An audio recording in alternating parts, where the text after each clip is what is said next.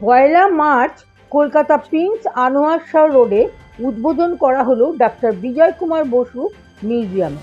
সেই অনুষ্ঠানে উদ্বোধন করলেন মন্ত্রী ডাক্তার মানস রঞ্জন ভূঁইয়া। এছাড়া প্রধান অতিথি হিসেবে উপস্থিত ছিলেন বিধায়ক শ্রী দেবাশিস কুমার। বিশেষ অতিথির আসন অলঙ্কৃত করেন কাউন্সিলর শ্রীমতী মৌসুমী দাস। কলকাতা তথা ভারতে আকুপাংচার থেরাপি চিকিৎসার মূল স্রষ্টা ডাক্তার বি.কে. বসু দীর্ঘদিন চীনে থেকে এই আকুপাংচার চিকিৎসা সম্পর্কে বিস্তারিত ট্রেনিং নিয়ে কলকাতায় আসেন। তারপরেই কলকাতা সহ ভারতের বিভিন্ন জায়গায় প্রবর্তন করেন এই আধুনিক চিকিৎসার। মানবতাবাদী ভারতের মহান সন্তান বি.কে. বসু তার বসত বাড়িটি পশ্চিমবঙ্গ সরকারকে দান করে গেছেন আকুপাংচার চিকিৎসার বিকাশের জন্য। সেখানেই স্থাপন করা হয় doctor B K. Basu memorial research and training institute of acupuncture. সেখানেই স্থাপন করা হয় তার জীবন ও কাজ নিয়ে একটি বিরাট সংগ্রহশালা। পয়লা মার্চ এক বর্ণাঢ্য অনুষ্ঠানের মধ্যে দিয়ে উদ্বোধন করা হলো সেই সংগ্রহশালা। আমরা সরকারি আধিকারিক হিসাবে বর্তমানে আমি এখানে আছি। বিজয় বসুর যত স্মৃতি, বিজয় বসু এমন একটা মানুষ, তার ইতিহাস আমাদের ভারতবর্ষের সব মানুষের কাছে জানা নেই। তিনি যে সারা জীবন কতটা আত্মত্যাগ করে গেছেন, আন্তর্জাতিক ক্ষেত্রে তার প্রচুর সুনাম। দ্বিতীয় বিশ্বযুদ্ধের সময় যুদ্ধক্ষেত্রে মানুষদের, আঘাতপ্রাপ্ত মানুষদের চিকিৎসার জন্যে তিনি ভারতবর্ষ ছেড়ে সুদূর চীনে 5 বছর কাটিয়ে এসেছেন। এবং এখানে তার বলার কথা যে তিনি চলে গেছেন, এতটাই মানুষ ছিলেন যে তার নিজের ওয়াইফকেও জানিয়ে যান, যাতে বাধা দেয় সেটা না জানিয়েই তিনি চলে গেছিলেন। সুভাষচন্দ্র বোস এবং জওহরলাল নেহরুর উদ্যোগে 1938 সালে ভারতবর্ষ থেকে চীনের উদ্দেশ্যে যে মেডিকেল মিশনের টিম পাঠানো হয়েছিল 5 জনের, সেই মেডিকেল মিশনের একজন গুরুত্বপূর্ণ সদস্য ছিলেন। সেখানে গিয়ে অক্লান্ত পরিশ্রম করেছেন, মাঠে ঘাটে দুর্গম জায়গায় নানাভাবে অনেক কষ্টের মধ্যে যুদ্ধক্ষেত্রে উনি কাজ করে জনগণের পরিষেবা দিয়েছেন। শুধু তাই নয়, তিনি ফিরে এসেছিলেন ভারতবর্ষে, সেখানের সম্পদ ভারতবর্ষের মানুষের জন্য নিয়ে আসতেন। তিনি সেখানে ডাক্তার হিসাবে গিয়ে দেখেছেন যে একটা সুন্দর চিকিৎসা ব্যবস্থা চীনে প্রচলিত আছে, এটা হচ্ছে আকুপাংচার চিকিৎসা।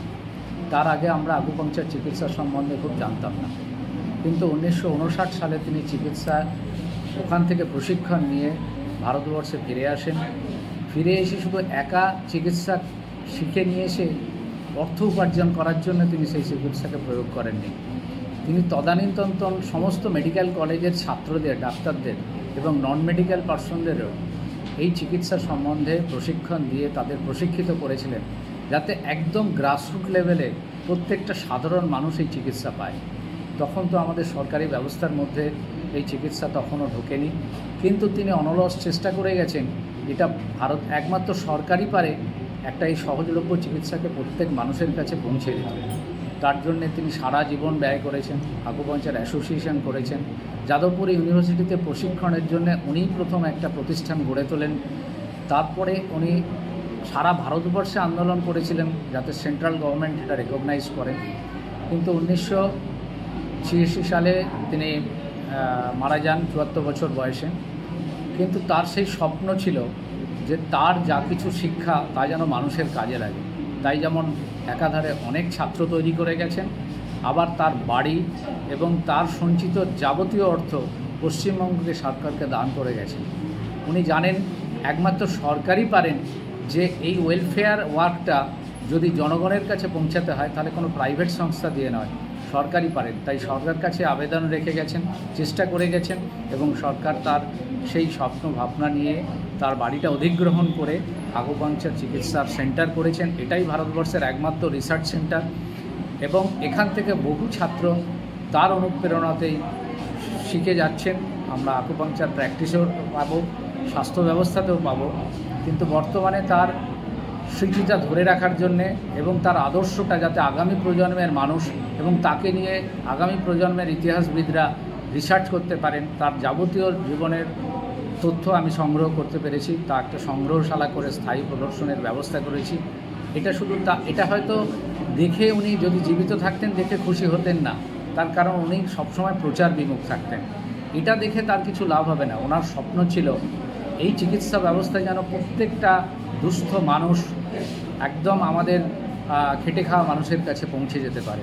কারণ আকুপাংচার সেই চিকিৎসায় দেয়, সেটা হচ্ছে মাস্কুলোস্কেলেটাল আর্থ্রাইটিস। যারা গরিব পূর্ব মানুষ, যারা দিন আনে দিন খায়, প্রতিদিন পরিশ্রম করে, তাদের কোমরে ব্যথা, হাঁটুর ব্যথা, নানা রকম নার্ভের ব্যথা হয়, সেই চিকিৎসা মডার্ন চিকিৎসাতে থাকলেও তা পরিপূরক হিসাবে যথেষ্ট নয়। কিন্তু এই আকুপাংচার সহজলভ্যভাবে কেবলমাত্র কয়েকটা সুচ ফুটিয়ে যদি তাদের সেই ব্যথার উপশম করে দেওয়া যায়, তাহলেই কিন্তু মানুষ আবার কর্মক্ষম থাকবে, এই মানুষগুলো উপকৃত হবে। তার চেষ্টা করে গেছেন। সেই চেষ্টার অ্যাসোসিয়েশন উনি তৈরি করে গেছিলেন, অল ইন্ডিয়া আকুপাংচার অ্যাসোসিয়েশন 1977 সালে। আমরা বর্তমানে যারা আছি তারা সেই অ্যাসোসিয়েশনের ধ্বজা বয়ে চলেছি। আমরা চাই সরকার আরও সচেষ্ট হোক, আরও আকুপাংচারিস্ট, আরও সেন্টার তৈরি হোক। কেবলমাত্র সাব ডিভিশন নয়, প্রত্যেকটা ব্লক স্তরে আকুপাংচারের সেন্টার তৈরি হোক এবং যথেষ্ট ডাক্তার আছে আমাদের কাউন্সিল থেকে পাশ করা, তাদেরকে, এবং আকুপাংচারিস্ট হিসাবে পার্টে রেজিস্ট্রেশন ডিপ্লোমা থেরাপির লোকও আছে, তাদেরকে যদি সরকারিভাবে নিয়োগ করা হয়। এমনকি আমার দাবি বর্তমান পরিস্থিতিতে যদি অন্তত কন্ট্রাকচুয়াল পরিস্থিতিতেও তাদেরকে চিকিৎসা দেওয়া যায়, তাদেরকে পোস্টিং দেওয়া যায়, তাহলে এই চিকিৎসাটা বেঁচে থাকবে। এবং শুধু এই চিকিৎসা বেঁচে থাকার নয়, এই মানুষের যে স্বপ্ন, সেই স্বপ্নটা আমরা পূরণ করতে পারব। তার অনলস চেষ্টায় আমরা যেমন সরকারিভাবে আধিকারিক হিসাবে এখানে যতদিন আছি করছি, কিন্তু আমরা অ্যাসোসিয়েশনগতভাবেই তারই ছাত্র হিসাবে আমরা সারা ভারতবর্ষের বিভিন্ন স্টেটে আমাদের ব্রাঞ্চ করেছি। আমরা ট্রেনিং দিই এবং আরও বেশি আকুপাংচারিস্ট তৈরি হোক, যাতে প্রত্যেকটা মানুষের কাছে, আজ সরকার চাচ্ছে দুয়ারে সরকারি সুবিধা পেতে, দুয়ারে যাতে এই আকুপাংচার পৌঁছে যেতে পারে, সেটাই আমাদের স্বপ্ন এবং আমরা চেষ্টা করছি তার এই স্বপ্নটাকে পূরণ করার জন্য। আকুপাংচার চীনেই এর চিকিৎসা। এ ব্যাপারে কেউ কেউ আমাদের ইন্ডিয়ান আকুপাংচারিস্টরা বলেন যে সূচিভেদ চিকিৎসা ছিল আমাদের বেদের এতে, কিন্তু সেটা সেভাবে বইয়েতেই লেখা ছিল, রেকগনাইজ ছিল না। কিন্তু যদি আকুপাংচার আমরা বলি প্রকৃত হিস্ট্রি, তাহলে আকুপাংচার চীনেই উৎপত্তি এবং যা কিছু ডেভেলপমেন্ট বিগত 5000 বছর ধরে আকুপাংচার ওখানেই হয়েছে এবং বর্তমানে 120টা দেশে আকুপাংচারের চিকিৎসা চলে। স্যার না, উনি একজন মডার্ন মেডিসিনের ডাক্তার ছিলেন। উনি গিয়েছিলেন যুদ্ধক্ষেত্রে যারা আঘাতপ্রাপ্ত সৈনিক বা সাধারণ মানুষ, তাদের চিকিৎসার জন্যে। তদানীতন নেতা তেচু উনি আমাদের ভারতের জাতীয় কংগ্রেসকে তখন আবেদন করেছিলেন যে চীনে প্রচুর অত্যাচার হচ্ছে, জাপানি সৈনিকরা। আমি একথা বলতে পারবো না যে আলাপতির উপর ভরসা কমে গেছে, এটা বলা যাবে না, এটা বলাটা ঠিকও না। তবে এটা আমরা বলতে পারি আকুপাংচার একটা নতুন দিগন্ত উন্মোচন করেছে। এবং সবথেকে যেটা আমার কাছে মনে হয়েছে, এটা খুবই আকর্ষণীয়, যারা আমাদের এখানে যে সমস্ত মানুষ যারা আর্থিকভাবে দুর্বল, তাদের পক্ষে চিকিৎসাটা অনেক সহজসাধ্য, তাদের মেন্সের মধ্যে এটা পড়ে যায়। আর সবথেকে বড় কথা, এটা খুব প্রাচীন একটা আমাদের মেডিকেল সায়েন্স। এই প্রাচীন মেডিকেল সায়েন্সকে যেভাবে ডক্টর বোসেরা এই মানুষের কাছে নিয়ে এসছেন এবং তার নেতৃত্বে প্রথম মেডিকেল এই আকুপাংচার মেডিকেল কাউন্সিল থেকে শুরু করে বোর্ড তৈরি হয়, এই যে যুগান্তকারী ঘটনা উনি ঘটিয়েছেন। এবং সবথেকে বড় কথা, একটা মানুষ সর্বস্ব দিয়ে গেছেন এই আকুপাংচারের উন্নতি সাধনে। নিজের বসত বাড়ি থেকে শুরু করে, যিনি যদি নিজে প্র্যাকটিস করতেন, অনেক উনি সম্পত্তি, টাকার মালিক হতে পারতেন। সমস্ত প্রলোভনকে সরিয়ে দিয়ে শুধু আকুপাংচারের প্রতি দায়বদ্ধতা তাকে এই কাজ করতে উৎসাহিত করেছেন। এবং সারা পৃথিবীর মানুষ, বিশেষ করে চীন এবং ভারতবর্ষের মানুষ, তারা আকুপাংচারে যে উপকৃত হচ্ছেন, তার অগ্রণী ভূমিকা যিনি নিয়েছিলেন, তার নাম ডক্টর বিজয় ঘোষ। দেখুন, আমি এতটা হতাশাগ্রস্ত মানুষ নই এবং এতটা নেতিবাচকও নয়। পাওয়া যাচ্ছে না, এত কম পাওয়া যাচ্ছে না, একদম বলাটা ভুল, নিশ্চয়ই আছে। সাধারণ মানুষের কাছে এই পরিষেবা পৌঁছে দেওয়ার জন্য আপনাদের সরকারের কোনো পরিকল্পনা? সরকার তো ইতিমধ্যে আপনারা জানেন যে সোমনাথ পণ্ডিত হসপিটালে তার আছে, বিভিন্ন জেলায় আছে, কিন্তু যেটা আজকের এখান থেকে এখানকার ডিরেক্টররা যারা বলছেন সেটা হচ্ছে ডাক্তারের স্বল্পতা। আরও ডাক্তার অনেক বেশি, অনেক জায়গায় ডাক্তার নেই। নিশ্চয়ই সেটা যদি সমস্তগুলোই স্যাংশন পোস্ট এমন নয়, আমরা সেটা উনি বলেছেন সমস্যার কথা। শুধু আকুপাংচার না, আপনারা জানেন যে আমাদের বিভিন্ন ক্ষেত্রেই ডাক্তারের সমস্যা একটা আছে। আমাদের যত ডাক্তারের প্রয়োজন তত ডাক্তার আমরা পাচ্ছি না। তার কারণ আপনারা জানেন যে প্রথম দিকে আমাদের সরকার আসার আগে এমবিবিএসের ভর্তি হবার যে সংখ্যা সেটা খুব কম ছিল।